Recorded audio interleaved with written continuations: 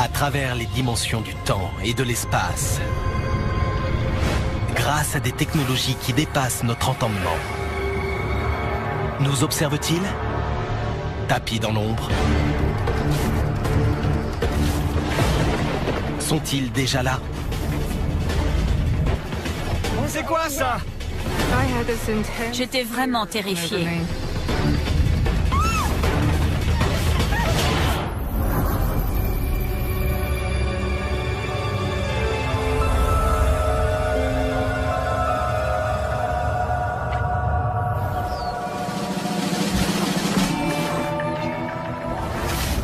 Comté de Bucks, en Pennsylvanie, à quelques kilomètres au nord de Philadelphie.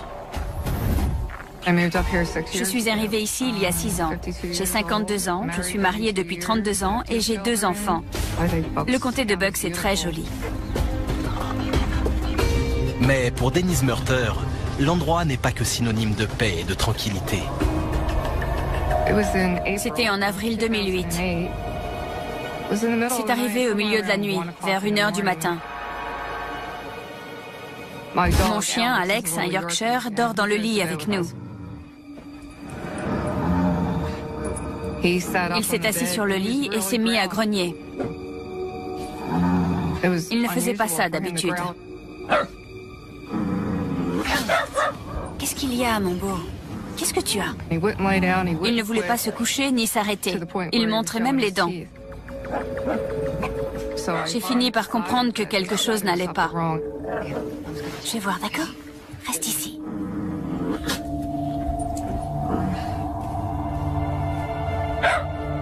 J'étais nerveuse. On était au rez-de-chaussée alors qu'avant, je vivais dans une maison à 3 niveaux.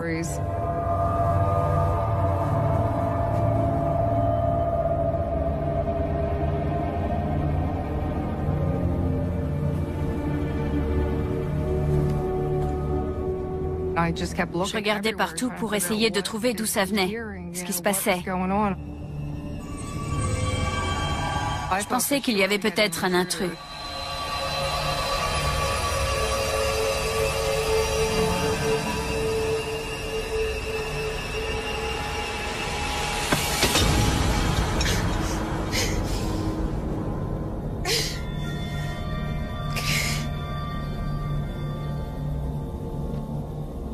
Je me suis dit, vu que je suis debout, allons voir dehors si ce n'est pas un animal sorti du bois. Un cerf peut-être.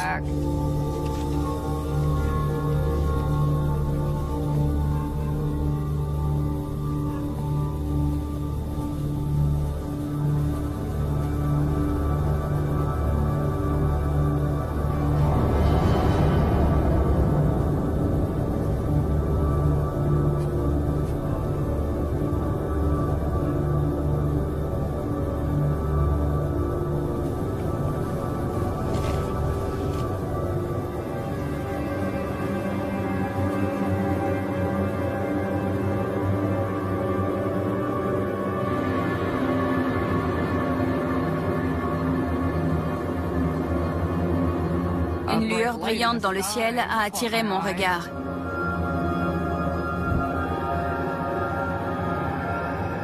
On aurait dit les phares d'une voiture. J'ai attendu de voir bouger l'objet pour bien le discerner. Au début, j'ai vu une forme arrondie. Mes parents sont dans l'aéronautique. Je savais que ce n'était ni un avion ni un hélicoptère. Ce n'était pas comme un avion qui se déplace. Il allait d'un point à un autre, puis il s'arrêtait net. À la façon dont il bougeait, j'avais l'impression que l'objet balayait la zone, comme s'il recherchait quelque chose. J'étais saisie par la peur.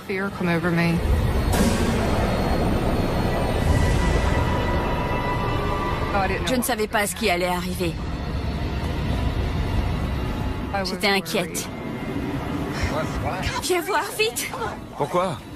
J'étais ici quand j'ai vu plein de lumière. Il y avait quelque chose dans le ciel. Je ne le vois... Je ne le vois plus. C'était gros, ça m'aveuglait. Oh, tu as vu quoi? J'ai eu peur. C'était énorme. Oh mon Dieu. Qu'est-ce que c'est que ça? Je sais pas. Ça avait la forme d'une pilule. C'est gros. Les angles étaient arrondis. Il y avait une partie en forme de boomerang, comme une aile de voiture, qui était fixée à la partie arrondie. Il n'y avait pas d'aile, pas de propulseur, pas de bruit. C'était totalement silencieux. Ça ne laissait aucune traînée. Et en un instant, ça avait disparu. Qu'est-ce que c'est que ça? Je savais que je n'avais jamais vu une chose pareille. Tu l'as vu? Je l'ai vu. C'est fou. N'en parle à personne, d'accord? Allons nous recoucher. On en reparlera demain matin. Quoi? Que je n'en parle à On personne? dira que t'es folle. Mais tu veux que... Allons nous recoucher. Non, cette chose est sûrement encore là. Allons nous recoucher. Dan? Dan, mon mari, avait peur qu'on se moque de moi. Mais j'étais dans tous mes états. Il fallait absolument que je parle à quelqu'un de ce que j'avais vu.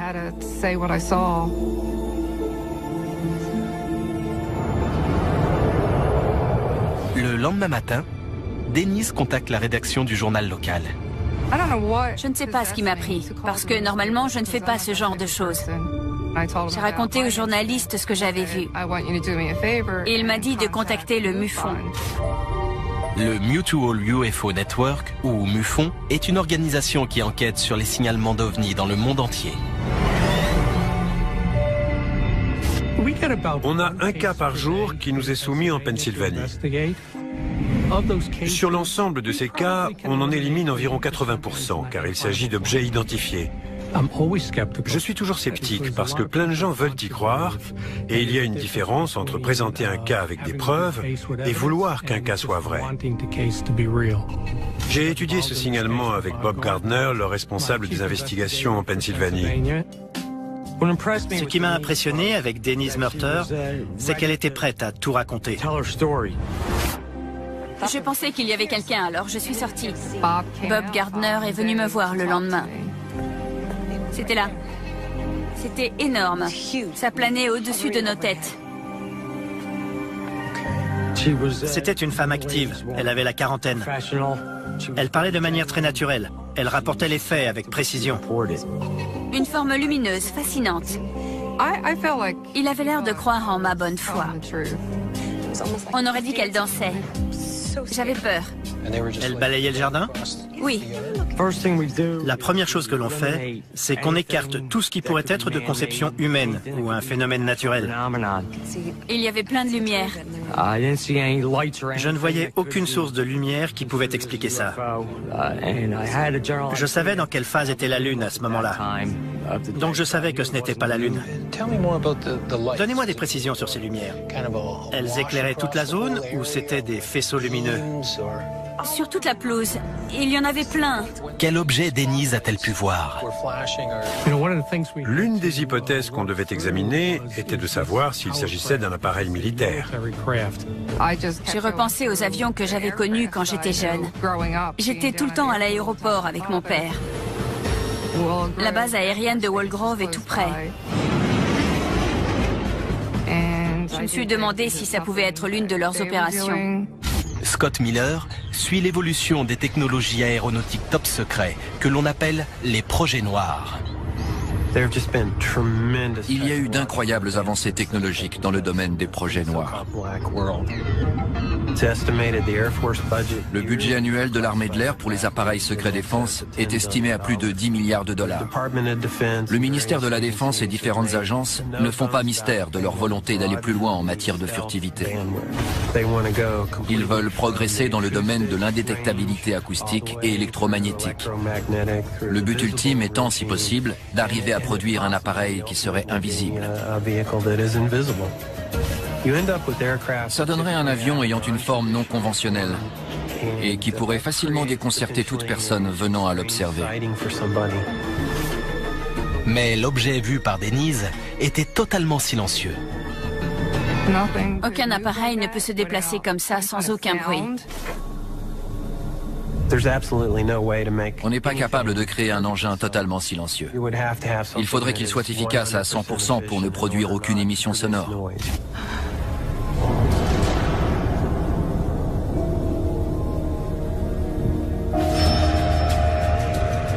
Quelques jours après le premier signalement, le MUFON reçoit d'autres appels d'habitants de la zone.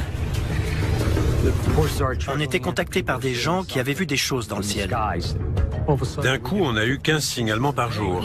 Je suis du genre sceptique, mais ils étaient tellement nombreux. L'un de ces signalements paraît très similaire à celui de Denise. Un objet avait forcément volé dans cette zone.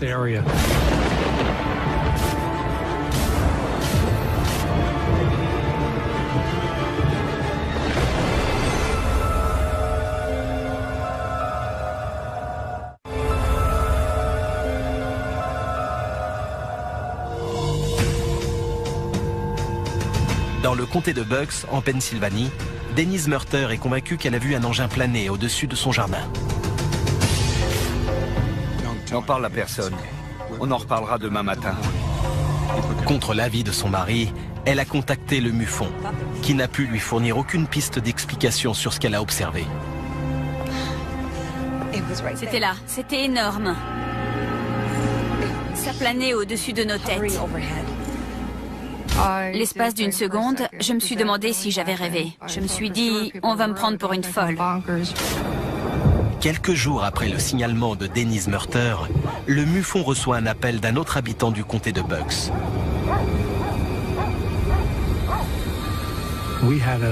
On avait un autre témoin intéressant, Cliff Taylor. Il dormait quand, vers 4 heures du matin, son chien s'est mis à aboyer, ce qui l'a réveillé.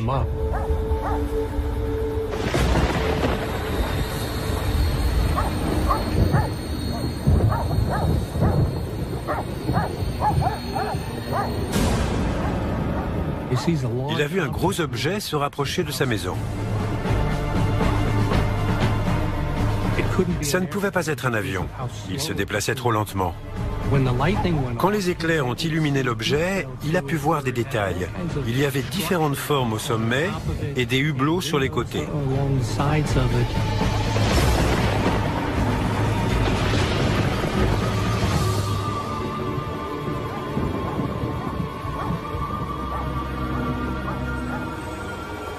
J'étais vraiment contente du témoignage de Cliff Taylor. Ça prouvait que je n'inventais rien. On avait des témoignages concordants de gens qui avaient vu le même objet dans la même zone. Avec la multiplication des signalements, je me suis dit qu'il serait judicieux de contacter l'aéroport international de Philadelphie pour savoir s'ils avaient quelque chose dans leurs données radar. Or, il s'est avéré que oui. Ils avaient bien repéré un objet à la même date et dans le même créneau horaire que Cliff Taylor. L'objet n'avait aucun code de transpondeur. Il y a normalement un code de transpondeur associé à tous les appareils qui volent dans une zone déterminée.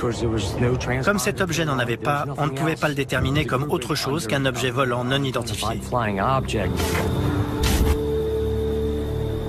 Mais cet objet venait-il d'une autre planète ? Ma première réaction est le scepticisme, jusqu'à ce que je dispose d'éléments suffisants pour procéder à des investigations.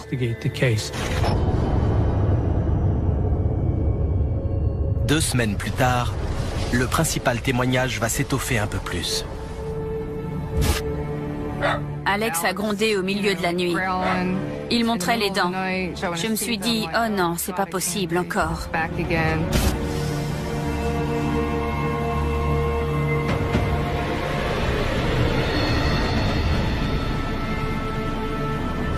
J'ai vu plein de lumière. Je voyais aussi des espèces de petits hublots sur l'engin. Il fallait absolument que j'obtienne une preuve de ce que j'avais vu. Généralement, je laisse mon appareil photo près de la porte.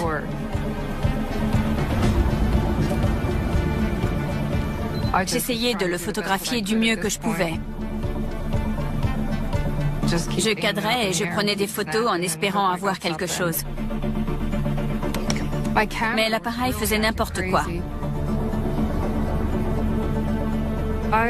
J'avais l'impression qu'il savait que je les regardais. On aurait dit qu'ils étudiaient la zone, comme s'ils cherchaient quelque chose. L'objet projetait des rayons vers les arbres à différents endroits autour de mon jardin.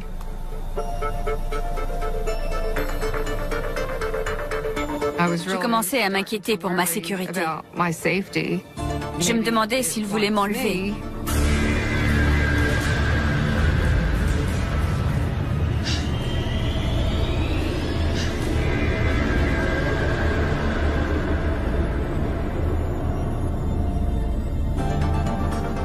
Je ne pouvais pas bouger.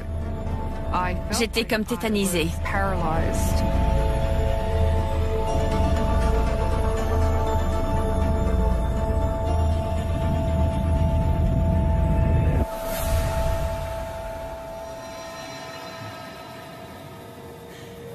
Je ne sais pas combien de temps je suis restée là comme ça.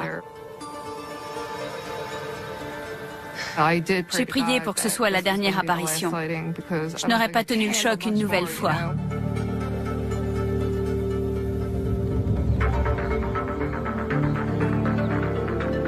J'ai contacté Bob Gardner. Je lui ai dit, vous n'allez pas me croire, ça a recommencé. Regardez. Elle avait fait des photos de l'objet, ce qui est rare. Voyons voir ça.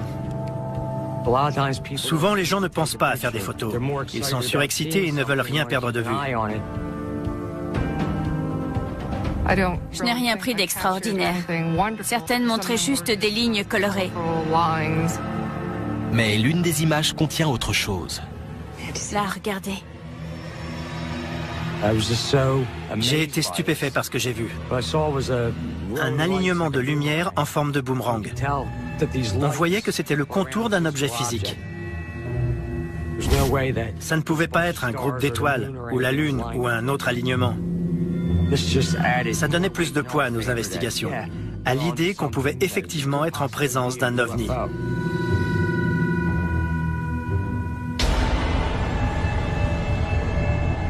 C'était vraiment perturbant. Le cerveau marche à toute allure quand on voit quelque chose et qu'on ne sait pas ce que c'est. J'ai eu beaucoup de mal à dormir.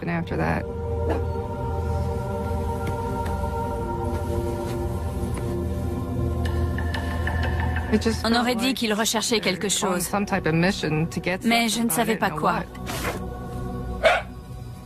Mais pour Denise, les étranges expériences sont loin d'être terminées.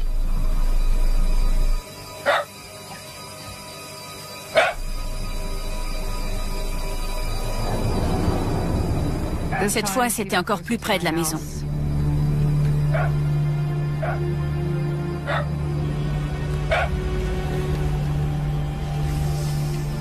On voyait comme en plein jour.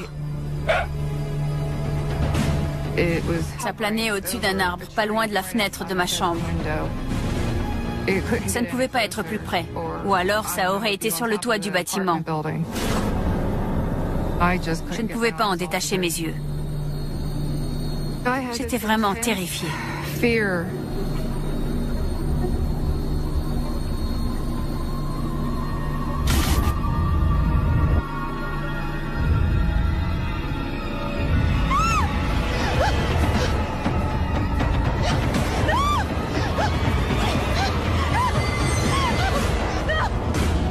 J'ai vraiment cru que ma vie était en danger.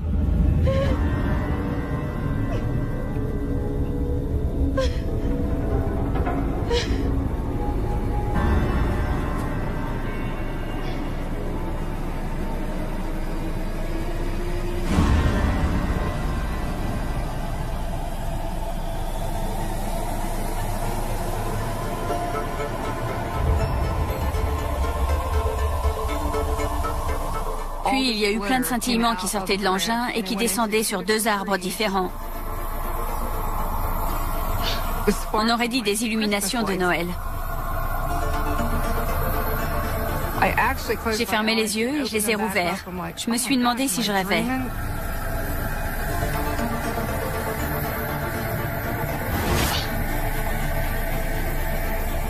J'ai senti un calme m'envahir. Je ne sais pas si ça communiquait avec mon subconscient.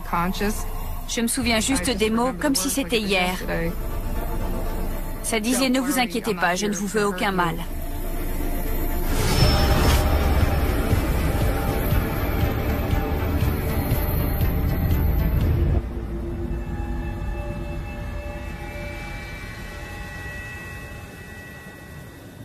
Et aussi vite que c'était venu, ça a disparu. J'étais persuadée que c'était un ovni. Maintenant que j'ai vécu ça, je suis obligée de croire aux extraterrestres. À moins que ce genre d'engin ne se pilote tout seul.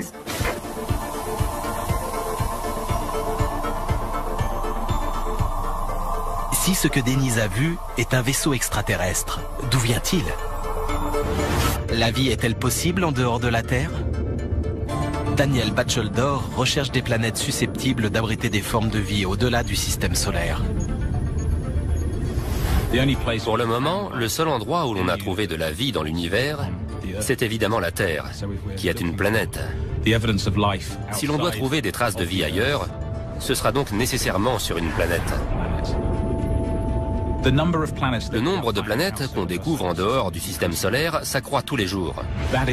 Ceci augmente les chances de vie ailleurs dans l'univers.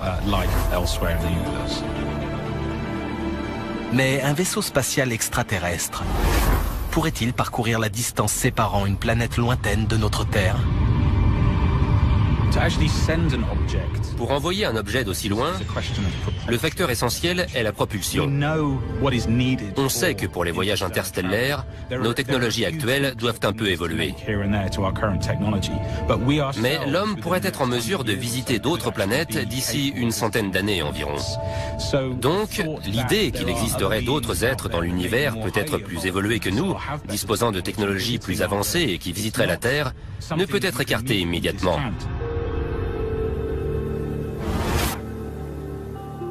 Le jour d'après a été difficile. Je me suis dit, mon Dieu, qui va croire une histoire pareille? Le 8 juillet, Dennis Murter m'a appelé et m'a dit « L'objet est revenu ». Cette fois, il est resté environ 40 minutes et il a lâché une pluie de débris. C'était tout scintillant. J'ai recherché un peu partout pour voir s'il y avait eu des cas d'objets métalliques qui tombaient. Et je n'ai rien pu trouver. Mon Troen s'est illuminé. Et on aurait dit une pluie de flocons argentés. C'était incroyable. Ça formait un cône. J'avais du mal à y croire. Je me demandais si elle n'en rajoutait pas pour rendre son cas plus spectaculaire. C'était incroyable. Voyons ça de plus près.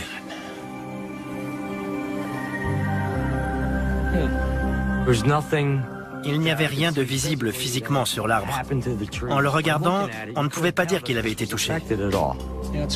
C'est bizarre, je ne vois aucune marque. Il n'y a aucune trace. D'aucune sorte. J'étais plutôt contrarié. Je me demandais si elle inventait. Bon. J'étais sceptique. Franchement, je ne la croyais pas. Cette pluie métallique qui tombait sur son arbre... Lorsque les médias s'intéressent de plus près à son histoire, Denise se heurte à une réaction encore plus hostile. Les gens se moquaient de moi. Ils allaient trouver mon mari à son travail avec des feuilles d'aluminium sur la tête en disant qu'il venait de Mars. Mes enfants avaient honte de moi. Ça fait mal, vous savez. J'ai juré de ne plus en reparler. Est-ce que ça valait tout ça? Ça ne servait qu'à faire beaucoup de mal à ma famille et à moi-même. Mais l'expérience de Denise Murter a réveillé les souvenirs d'un autre témoin. J'ai reçu un email de quelqu'un qui vivait en Floride et qui me racontait qu'il avait vécu quelque chose qui l'avait terrifié.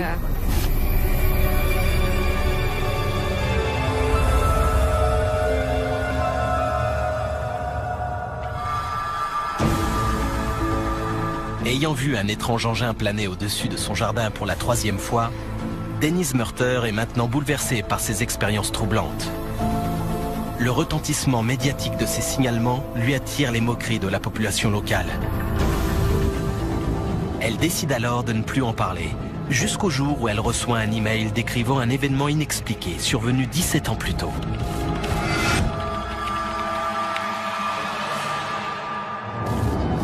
Je m'appelle Jared Lee. Je suis étudiant en 3e cycle à l'Université de Floride et ingénieur en aérospatial. J'avais 13 ans à l'époque. Je vivais à Havana en Floride. Mes parents travaillaient tous deux pour l'État de Floride. C'était un coin isolé.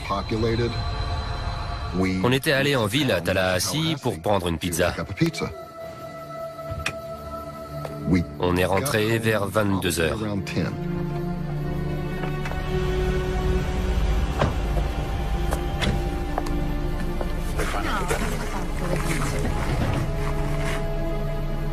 C'est quoi ça? Qu'est-ce qu'il y a? Qu'est-ce qui se passe? Il y avait des lumières qui venaient du haut des arbres. On aurait dit que ça balayait le sol de la forêt à la recherche de quelque chose. On a pensé que c'était peut-être des chasseurs qui cherchaient des cerfs. L'un d'eux a demandé comment ils peuvent avoir mis des lumières en haut des arbres. Les arbres faisaient dans les 20 mètres de haut et un cerf n'aurait jamais pu grimper aussi haut. Mon père avait l'air très inquiet. C'est quoi? Je sais pas. Je vois pas ce que c'est. Chérie? C'était la première fois de ma vie que je le voyais effrayé. Rentrons à la maison. Ouais. Allez!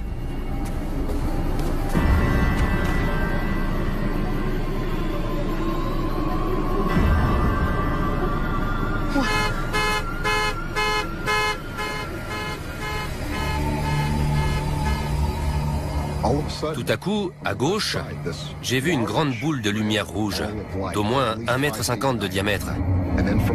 Puis à droite, j'ai vu une autre boule de lumière, mais bleue, qui brillait à la source des faisceaux de lumière. Puis les deux boules ont disparu, et ça a été le noir complet pendant 1 ou 2 secondes. Jared, il faut rentrer. Ensuite, un énorme faisceau de lumière scintillant de couleur blanc-doré a fendu les branchages et frappé le sol de la forêt. Toute la forêt a été illuminée. On voyait des particules scintiller partout.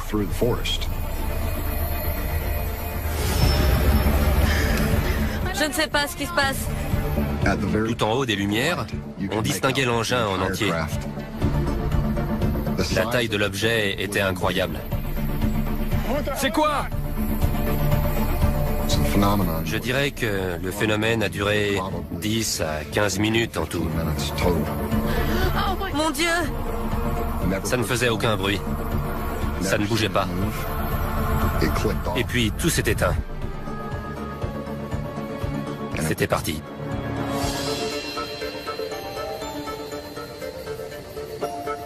Vous allez bien? Qu'est-ce qui s'est passé? C'est la chose la plus incroyable que j'ai vécue dans toute ma vie.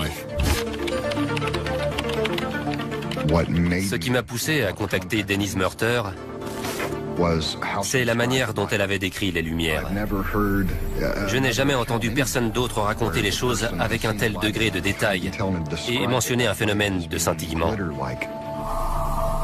J'étais tellement contente de découvrir que quelque chose du passé corroborait mon histoire. Pour lui, ce que je décrivais était la même chose que ce qu'il avait connu. Denise Murter et Jared Lee ont-ils assisté à un même phénomène électrique naturel? Joseph Dwyer, professeur de sciences physiques et spatiales, est un expert de la foudre sous ses différentes formes. La foudre globulaire est connue depuis des centaines d'années. Les gens la décrivent généralement comme une boule de la taille d'une balle de baseball qui se déplace horizontalement. Ça dure plusieurs secondes et ça brille comme une ampoule de 60 watts. Ce n'est pas toujours blanc. Il peut y avoir des couleurs. On a aussi parfois dit que ça projetait des étincelles. Il y a beaucoup de théories sur la foudre globulaire. Ça peut être une réaction chimique, quelque chose qui se consume en flottant dans les airs. Ça peut être électrique, une sorte de plasma, une boule de gaz en fusion. La foudre globulaire pourrait-elle expliquer les puissantes lumières que Jared et ses parents ont vues? La foudre globulaire peut faire des choses bizarres. Rentrer chez les gens, traverser les fenêtres. On a souvent dit qu'elle se déplace horizontalement, mais je suppose qu'elle le fait aussi verticalement. Il est totalement impossible de confondre ce type de phénomène avec ce que ma famille et moi, on a vu il y a des années. Si la foudre globulaire ne peut expliquer ce que Denise et Jared ont vu, les lumières pourraient-elles être liées à un phénomène météorologique rare? Un feu de Saint-Elme résulte d'une décharge électrique coronale dans une atmosphère chargée électriquement. S'il y a des éclairs, s'il y a une activité électrique dans l'atmosphère et qu'un bateau ou un avion, tout objet pouvant produire ou conduire un champ électrique passe dans la zone, ça peut diffuser une sorte d'éclat bleuté ou violet. Ça ne brûle pas, mais ça peut émettre de la lumière un peu comme un avion. On appelle ça un feu de Saint-Elme.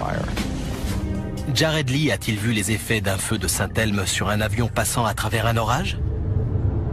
Quand j'ai été envoyé en mission en Ouzbékistan, j'ai remarqué un soir sur le tarmac une étrange lueur au loin. En fait, il s'agissait d'un feu de Saint-Elme.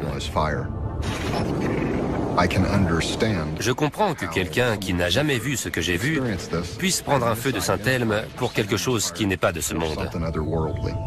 Mais, en fait, ça n'avait strictement rien à voir. Ce n'est pas ce qu'on a vu. Absolument pas. Informés de l'expérience de Jared Lee, les enquêteurs du MUFON réexaminent le cas de Denise Murter. On avait un témoin qui ne connaissait pas Denise Murter et qui la contactait pour dire qu'il avait vu la même chose. Ça ajoutait beaucoup de crédibilité à son histoire. Ce n'était plus un cas unique. Une nouvelle possibilité vertigineuse s'ouvre alors. Une rencontre rapprochée du deuxième type est une situation où il y a des preuves qui restent. Un cas où on ne voit pas seulement un engin, mais où cet engin laisse des traces ou des preuves derrière lui. Intrigué par le témoignage de Jared Lee, Bob Gardner, enquêteur du MUFON, étudie les arbres qui se trouvent dans le jardin de Denise Murter. Regardez.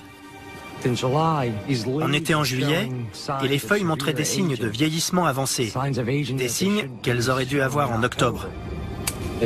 Quelque chose les avait fait vieillir prématurément. Je me suis dit qu'il fallait recueillir des éléments et les envoyer à un laboratoire. J'ai agi comme sur une scène de crime. J'ai mis des gants en caoutchouc pour recueillir les échantillons.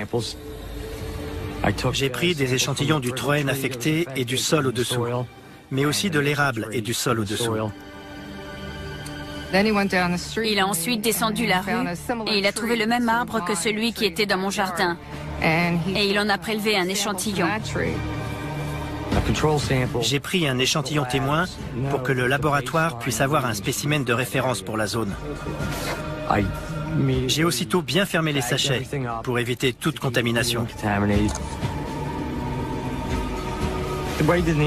Denise Murter avait dit que les particules scintillantes étaient en suspension, flottaient dans les airs. Je me suis demandé si ce n'étaient pas des espèces de capteurs liés à une sorte d'expérience. Peut-être que c'était une sonde qu'ils avaient fait descendre dans les arbres pour prendre des échantillons avant de la faire remonter dans leur vaisseau dans un but quelconque.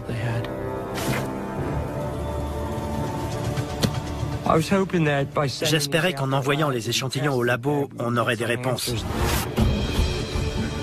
À 1000 km de là, en Floride, Jared Lee a essayé d'identifier l'objet volant qu'il a observé 17 ans plus tôt.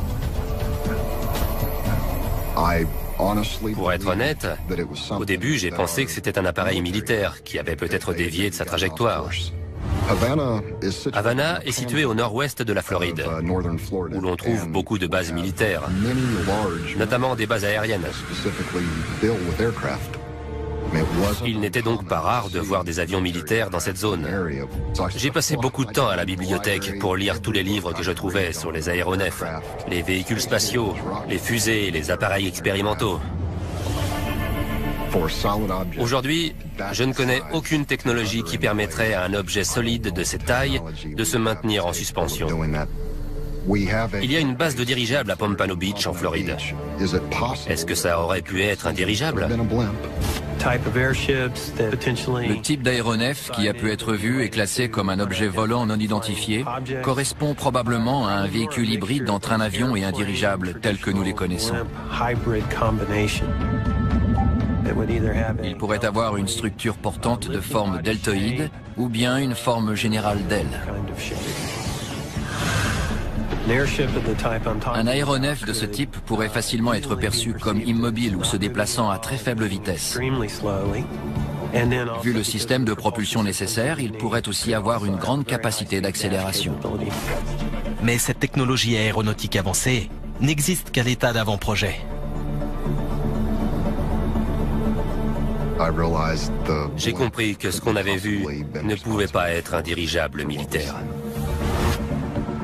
Au cours de ses recherches à l'université de Floride, Jared Lee a exploré d'autres pistes possibles. Il y avait un professeur qui faisait des recherches sur ce qu'on appelait le WEAV, pour véhicule aérien électromagnétique sans aile. C'était un mode de propulsion innovant qui devait révolutionner l'industrie aérospatiale. J'ai approché ce chercheur, M. Roy, et je lui ai demandé si je pouvais rejoindre son équipe. Je pensais qu'il y avait peut-être un lien entre ses travaux en cours et l'engin qu'on avait vu au début des années 1990. Après avoir travaillé avec lui, j'ai réalisé que c'était une erreur. Nous ne sommes pas en mesure de créer quelque chose de comparable à ce que j'ai vu cette nuit-là. Ce que j'ai vu n'était pas un objet qui avait été conçu, Mon Dieu, par nous, êtres humains, sur cette planète. Il était issu... Il venait d'ailleurs. Denise Murter était la seule personne que je connaissais qui avait vu la même chose que moi. je me suis sentie liée à lui. On était tellement contents de pouvoir en parler à quelqu'un qui avait vécu la même expérience. Il savait du coup qu'il n'était pas fou, et moi pareil. Ça a relancé mon envie de trouver une réponse. Quand j'ai appris que le MUFON enquêtait sur ce cas et qu'ils avaient pris des échantillons de l'arbre, ça m'a donné envie de retourner à l'endroit où ça s'était passé bien des années avant et de le réexaminer. Les arbres de la zone n'avaient pas poussé de la même manière que les autres arbres. Il y avait un cercle quasi parfait d'arbres qui était décoloré, qui se démarquait parce qu'il présentait une décoloration pathologique par rapport aux autres arbres. Les particules scintillantes que Jared Lee a vues ont-elles dégradé les feuilles que les enquêteurs du MUFON ont collectées dans le jardin de Denise? La science détient-elle la clé de l'énigme? Quelque chose d'extraordinaire s'est produit dans mon arbre.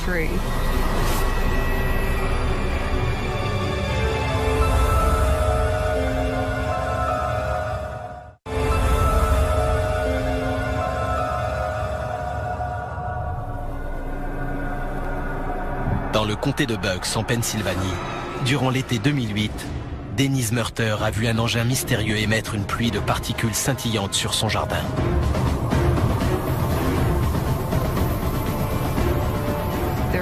Quelque chose d'extraordinaire s'est produit dans mon arbre. Recherchant des preuves tangibles d'un contact, les enquêteurs du MUFON ont transmis des échantillons de feuilles à un laboratoire. Les preuves matérielles sont essentielles dans toutes nos investigations. Plus on peut en rassembler, meilleure sera notre appréciation d'un cas. J'étais curieux de savoir ce qu'ils trouveraient en analysant ces échantillons. Y avait-il des substances chimiques, des résidus sur les feuilles? Phyllis Budinger est spécialisée dans l'identification des substances moléculaires inconnues. J'utilise principalement la spectroscopie infrarouge. On examine les substances à la lumière infrarouge. Les vibrations moléculaires interagissent avec cette lumière à différentes fréquences. Le spectre qui en résulte est unique pour chaque molécule identifiée, de la même manière que l'ADN est unique pour chaque individu. Je recherchais des éléments inhabituels sur les feuilles et la Terre, des éléments qui n'auraient pas dû s'y trouver. Je n'ai rien pu déceler. Faute de résultats au niveau moléculaire, l'experte tente une autre approche. J'ai envoyé les échantillons à un laboratoire d'analyse élémentaire pour une spectrométrie par torche ICP, c'est-à-dire à plasma et à couplage inductif.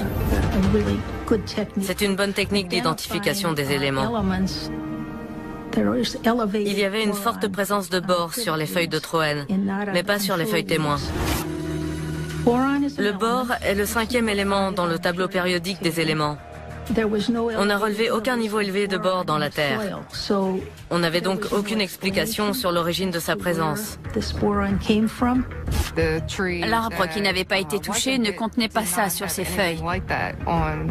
Mon arbre avait été irradié par quelque chose qui venait de l'engin. Le bore est couramment employé dans l'aérospatiale. On en trouve aussi dans les engrais, ce qui pourrait être une explication. Mais dans les proportions qu'on a trouvées sur cet arbre, c'est très inhabituel. Les échantillons recèlent également de fortes teneurs en magnésium. Je me suis procuré un document qui liste les éléments chimiques relevés de manière récurrente dans les enquêtes sur les ovnis. Vous savez ce qu'il y avait? Le bore et le magnésium. Voyons ça de plus près. Normalement, on ne trouve pas de bore ni de magnésium dans les arbres de son jardin. Mais c'est un élément chimique courant quand on a un signalement d'une rencontre rapprochée du deuxième type, lorsque quelque chose touche le sol ou des feuilles depuis un engin. Les analyses prouvaient que quelque chose s'était passé.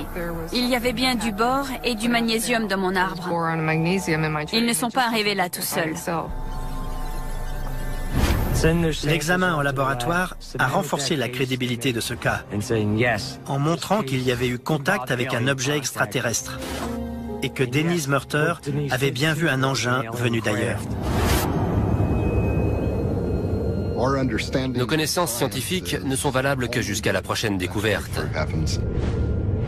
On découvrira peut-être que la vie est plus abondante dans l'univers qu'on ne l'avait imaginé. Depuis que j'ai vécu ça, je me dis que rien n'est impossible. Maintenant, tous ces gens qui disent qu'il leur est arrivé des choses, je ne les prends plus de haut. J'écoute ce qu'ils ont à dire. Plus rien n'est comme avant.